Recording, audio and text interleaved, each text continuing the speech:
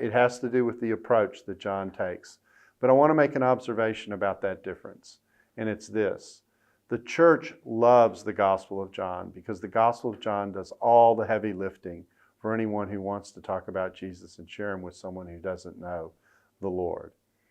But the Synoptic Gospels actually tell us the story of how someone comes to understand who Jesus is. Because no one comes to Jesus this way. They're born, they get the swat of life, and they go, wah, wah, wah, Jesus, the second person of the ontological Trinity, wah, wah, wah. No one comes to Jesus that way. They all have to have someone explain to them the total uniqueness of who Jesus is. Jesus is the only human being who's been born who has also at the same time claimed to be the incarnate God in human flesh. That's a totally unique human being. So how do you get there? How do you get to a category that most people don't have? Well, it has to dawn on them.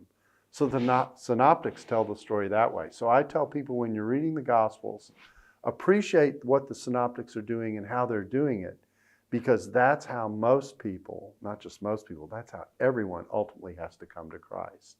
And John is just the reminder of, this is the story from heaven's perspective.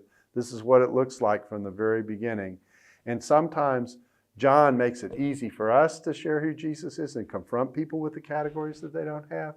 But the synoptics sometimes help people to see, how can I see that this is the Jesus who Christians are telling me about? And it does it a step at a time. And we need to learn how to tell the synoptic gospel story a step at a time so we can bring people along for who Jesus is.